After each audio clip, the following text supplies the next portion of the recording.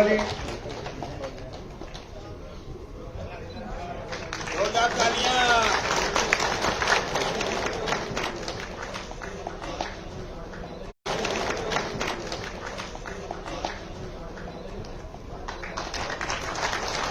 देखिए सभी अपने साथी है, जोरदार तालियों से स्वागत करें। आज भारतीय जनता पार्टी विरोधी प्रदेश अध्यक्ष उनका सम्मान कर रहे हैं, बहुत बड़ी बात है। और सभी साथी जो मंच पर है, ग्रुप फोटो होगी अभी अध्यक्ष जी के साथ। और जो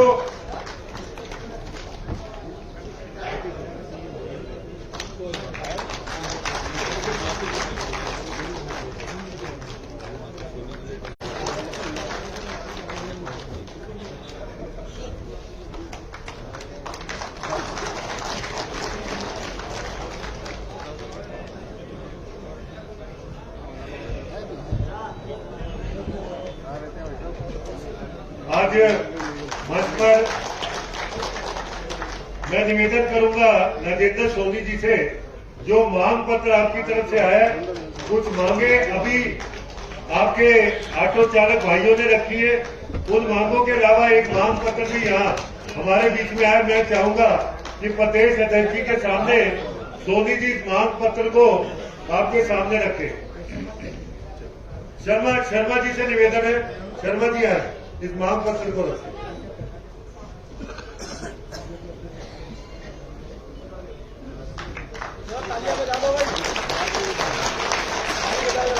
जय श्री राम, जय श्री राम, जय भारत एकता, जय भारत एकता, जय भारत एकता, भारत माता की, भारत माता की, भारत माता की। अब आराम से बोलना मत, ये बहुत बड़ा वीडियो बनाया हम लोगों ने। संकल्प पत्र सभी लोग ध्यान से सुनेंगे, कोई भी डिस्टर्ब नहीं करेगा, नहीं कोई आपस में बात करेंगे, ठीक है जी। सेवा में आदरणीय वीरेंद्र सिंहदेवा जी, एक ग्रुप निवेदन,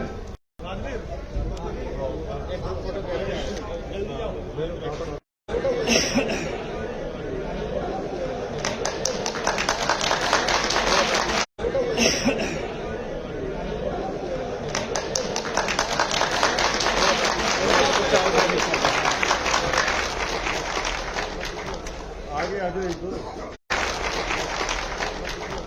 आगे आ जाओ, एक दो। भारत माता की जय।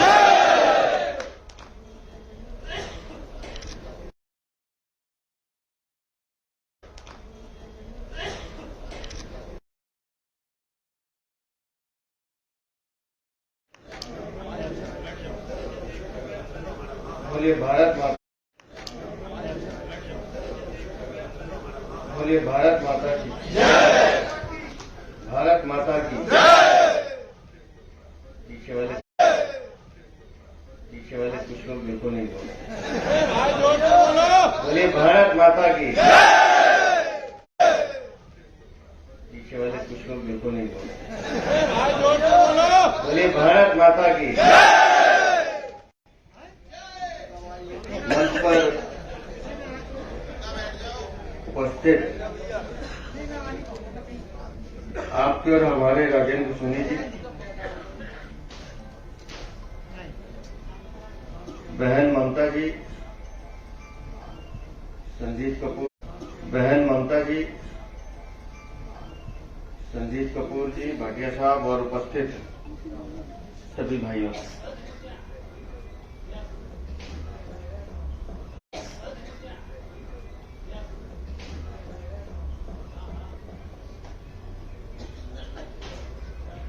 राज जी कह रहे थे कि मैं आप सबकी पीड़ा समझता हूं। मुझे नहीं पता कि कितने लोग मेरे बारे में जानते हैं, मुझे नहीं पता कि कितने लोग मेरे बारे में जानते हैं, लेकिन मैं इस बात को नहीं छुपाता हूं कि जब मैं छोटा था तो मेरी मां लोगों के कपड़े सिलकर मुझे पालती थी।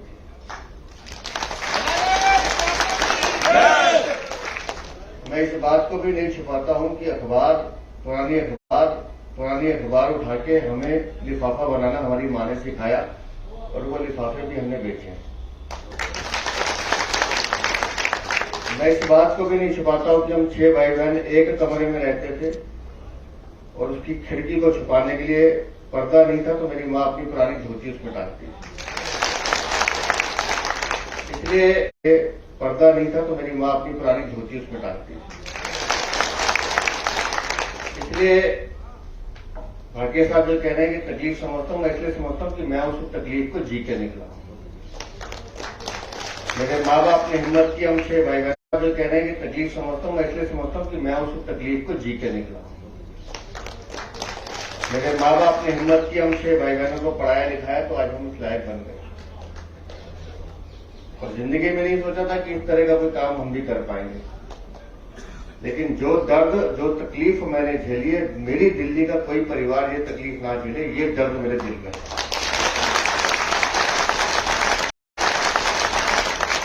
मुझे घोषणाएं करनी नहीं आती, मुझे भाषण देना नहीं आता, मुझे लच्छेदार बातें बोलनी नहीं आती। मुझे घोषणाएं करनी नहीं आती, मुझे भाषण देना नहीं आता, मुझे लच्छेदार बातें बोलनी नहीं आती। मैं बड़ी ईमानदारी से कह रहा हूं। लेकिन मुझे मेरी दिल्ली को अच्छी दिल्ली बनाना है, मेरी दिल्ली के मेरे भाई बहन सुखी रहें, स्वस्थ रहें। लेकिन मुझे मेरी दिल्ली को अच्छी दिल्ली बनाना है, मेरी दिल्ली के मेरे भाई बहन सुखी रहें, स्वस्थ रहें, उनको वो हर चीज मिले जो दिल्ली वालों का हक है। वो किसी के आगे हाथ न फैलाए, हमें खैरात नहीं चाहिए, ये हमारा अधिकार है। जो दिल्ली वालों का हक है वो किसी के आगे हाथ न फैलाए, हमें खैरात नहीं चाहिए, ये हमारा अधिकार है और हमें लेना आता है, हम लेके दिखाएंगे। बस इस एक चीज को पकड़ के रखिएगा। हम लोगों ने पिछले 25-26 सालों से दिल्ली को लुटते हुए देखा है। इतना तो मुझे लगता है बाबर और खिलजी ने नहीं लूटा होगा जितना इस 25 सालों में दिल्ली को इन लोगों ने लूटा।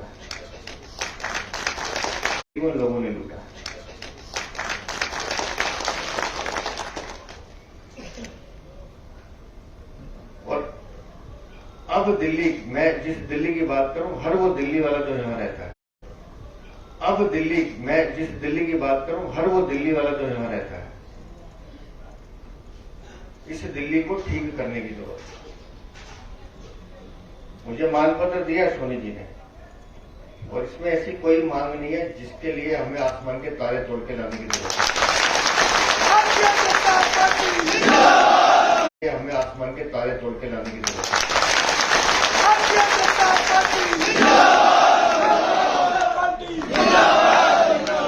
मेरे जितने भी ऑटो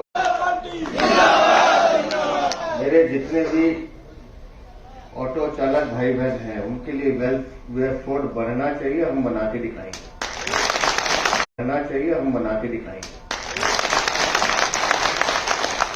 दिल्ली में दुर्भाग्य ये है कि बनना चाहिए, हम बना के दिखाएंगे। दिल्ली में दुर्भाग्य ये है कि एक ऐसी सरकार है, अभी जब आप लोग खड़े हुए कि हम किराए के मकान में रहते हैं तो मुझे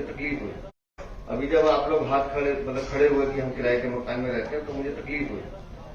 50,000 फ्लैट दिल्ली में बन के तैयार पड़े हैं नरेला में, लेकिन खंडर हो गए वो मकान नरेला में,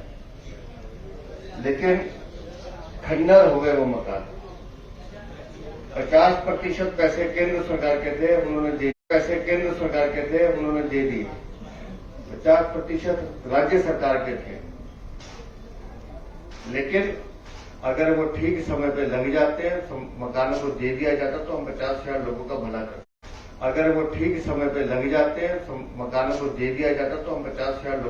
करते। लेकिन दिल्ली की सरकार नहीं चाहती कि वो फ्लैट दिए जाए, खंडर हो गए वो, नहीं चाहती कि वो फ्लैट दिए जाए, खंडर हो गए वो, पैसे बर्बाद हो गए।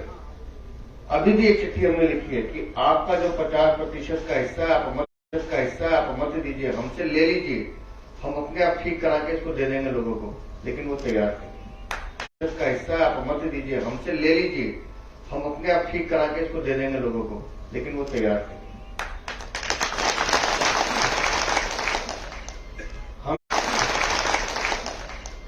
हमें आपके स्वास्थ्य की चिंता है।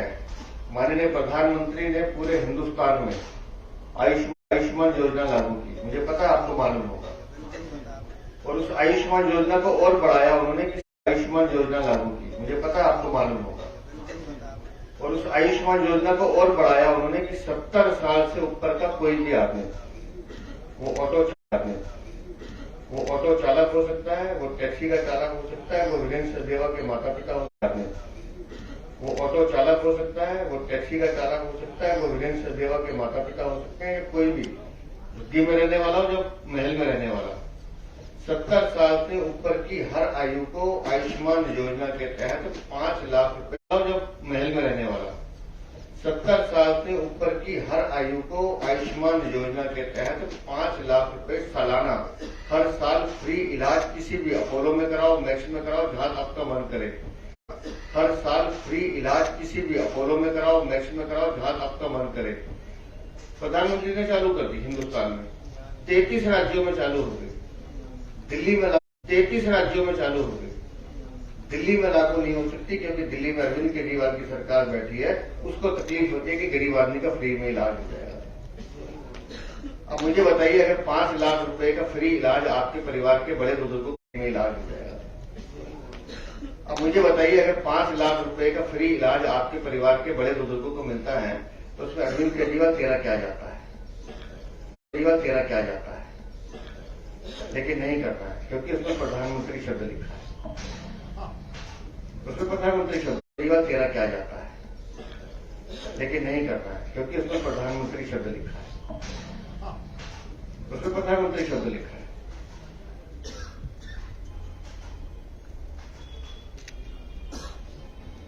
मुझे सोनी लिखा है,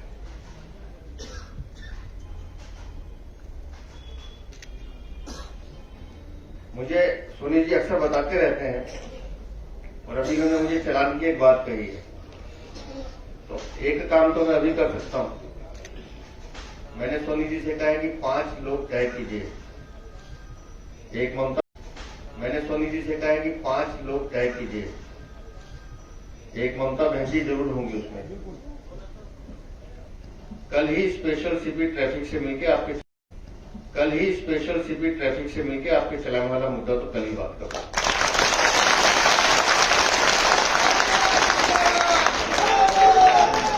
और आयुष्मान बीमा योजना दिल्ली में सबके लिए लागू हो, भारतीय जनता पार्टी की सरकार बनेगी तो पहली कैबिनेट का निर्णय होगा, उसमें ऑटो वाले भी होंगे, उसमें झुग्गी वाला भी होगा, उसमें हर आदमी होगा, सबको आयुष्मान बीमा का लाभ मिलेगा।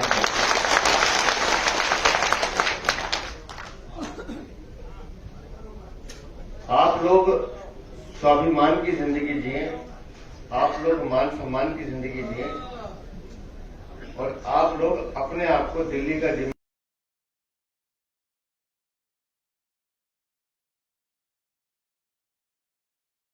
शहरी नागरिक समझे। इसकी व्यवस्था सुनिश्चित करना हम लोगों का दायित्व है। इसलिए जितनी मांगे मुझे इन्होंने दी हैं, हम अपने मैनिफेस्टो में लेकर आएंगे। लेकिन मैं फिर एक बात कहता हूं, इस दिल्ली को दिल से जीने की जरूरत है। इस दिल्ली को बेहतर दिल्ली बनाने के लिए हम सबको काम करने की जरूरत है। और सही कहा भाटी जी ने, कई बार मैं जाता हूं अपने साथियों से बात करता हूं, तो एक दो ऑटो वालों को मैं छेड़ता भी हूं, छेड़ता नहीं रहता, उसको रोकता हूं। ऑटो चलाते समय, गुटखा खाते समय सड़क पर थूकते मैं मना करता हूं कि भाई मत करो, ये मेरी दिल्ली, हमारी दिल्ली है, इसको साफ रखने की जिम्मेदारी हम सबकी है। छोटी छोटी चीजें जिनसे हम दिल्ली को सुधार सकते हैं, और मुझे लगता है आप उसमें क्रांतिकारी परिवर्तन ला सकते हैं। कुछ नहीं करना है आपको, एक लिफाफा, एक थैली अपनी गाड़ी में रखिए। कोई ऑटो सवारी आपके उसमें बैठती है, कोई पॉपकॉर्न खाता होगा, कोई चिप्स खाता होगा, कुछ खाता होगा, उसको इतना कहना है कि भाई साहब ये रैपर इस थैली में फेंक दीजिए, बच्चे को कहिए सड़क पे ना फेंकिए। देखिए वो जो अंदर बैठा है वो आपसे सीख के जाएगा और पूरी दुनिया पे पूरी दुनिया को सिखाएगा। आप उसके लिए गुरु बन सकते हैं, क्योंकि दिल्ली आपकी दिल्ली, हमारी दिल्ली, हम सबकी दिल्ली। छोटी छोटी चीजों से हम दिल्ली को ठीक कर सकते हैं। और जो इसमें बच्चों की शिक्षा का लिए लिखा है, घोषणा पत्र आने दीजिए। हम कई चीजें ऐसी ला रहे हैं कि अब आपके बच्चे पढ़ लिख के आपका मान सम्मान बने, वो व्यवस्था भी हम करने जा रहे हैं। और मैंने बताया कि मैंने वो तकलीफ देखी है, और मुझे उसको बताते हुए कुछ शर्म नहीं, मुझे गर्व महसूस होता है कि मेरे माँ बाप ने मुझे मेरे पैरों पर खड़े करने का अवसर दिया। और आप लोगों को भी मैं वो मौका देना चाहता हूं कि आपके बच्चे आपके सामने पढ़ लिख कर आपका मान सम्मान बढ़ाए और आप कह सके कि हाँ, ये मेरी औलाद है जिसने पढ़ लिख के मान सम्मान किए। इसकी व्यवस्था करना हमारा काम। छोटी छोटी चीजें मुझे नहीं पता, आप लोगों को मालूम नहीं मालूम। कितना 20 रुपये प्रति दिन है, 20 रुपये महीना है।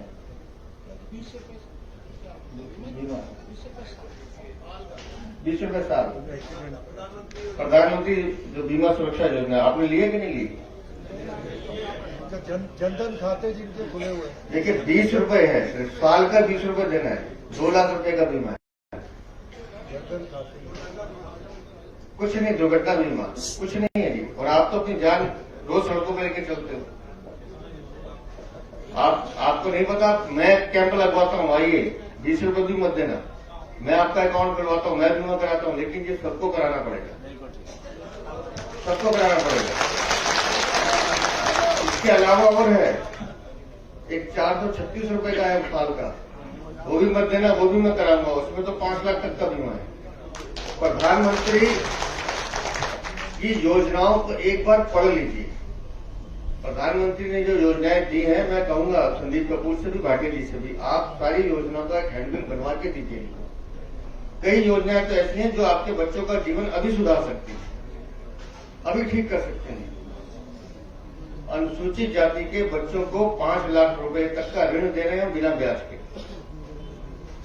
प्रधानमंत्री ने विश्वकर्मा योजना लागू की, मुझे नहीं पता दिल्ली में तो इसने लागू नहीं करने दिया अरविंद केजरीवाल ने।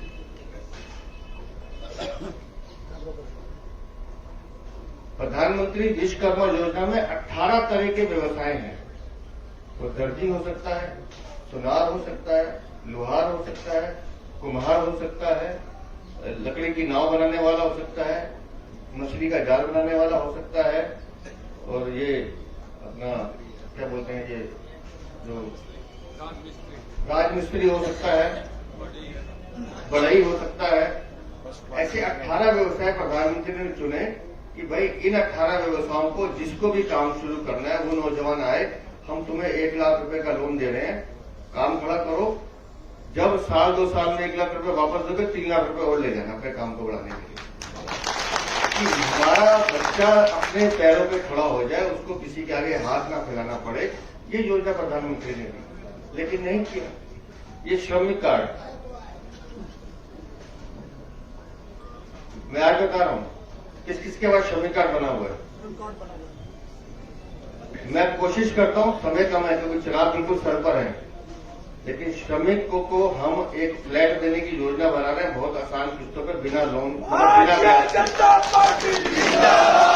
बिना ब्याज के उनको मकान मिल जाए, वो लोन धीरे धीरे चुकाते रहे। उसमें पूरा पैसा नहीं देना है, उसमें से कई सारा पैसा सरकार देगी, आपको बहुत कम राशि देनी है, लेकिन वो व्यवस्था भी हम कर रहे हैं। मैं कोशिश करता हूँ चुनाव से पहले 2-4 को भी दिलवा सकूं तो आपको विश्वास जग जाएगा। प्रयास करता हूँ, उसका डाटा मुझे दे देंगे, मैं कोशिश करता हूँ। लेकिन ये योजना भी हमारे पास है कि कंस्ट्रक्शन वर्कर्स का जिसका भी ऐसा कार्ड बना हुआ, उनके लिए उनके मकान की पक्की छत हम दे दें, उसकी भी व्यवस्था हम कर रहे हैं। बहुत सारी चीजें हैं। मैं फिर एक बार कहता हूँ, भारतीय जनता पार्टी का एक कार्यकर्ता, और आज आप सबने टोपी पहन ली है, मफलर पहन लिया, हमारा एक तरह से आप हमारे परिवार के सदस्य हो गए। तो अब मैं जो कहने जा रहा हूं उसको ध्यान से सुनिएगा। भारतीय जनता पार्टी का एक कार्यकर्ता, वो आप में से भी कोई एक हो सकता है, जिस दिन मुख्यमंत्री बन जाएगा उस दिन मैं अपना काम खत्म करूंगा। और जो बातें मैं कह रहा हूं, वो बातें आप में से आपका कोई आदमी खड़ा होकर उसको पूरा करवाए अपने साथियों के लिए। इस सपने को लेकर आज जाइए और हम भारतीय जनता पार्टी की सरकार बनाएंगे दिल्ली में, और भ्रष्टाचार मुक्त सरकार, जिसमें शासन प्रशासन रोजी रोटी के लिए तंग न करे, आपके साथ मिलकर दिल्ली को बेहतर और बेहतर दिल्ली बनाने के लिए, एक सुंदर दिल्ली बनाने के लिए हम सब काम करें। और ये जो भ्रष्टाचारी सरकार है, इसके लिए तो सिर्फ एक ही नारा है। भाटिया जी ने जो बोला वो ठीक है, अब एक ही नारा है, अब नहीं सहेंगे बदल के रहेंगे। अब नहीं सहेंगे बदल के रहेंगे। भाई भारतीय जनता पार्टी जिंदाबाद, भारतीय जनता पार्टी जिंदाबाद,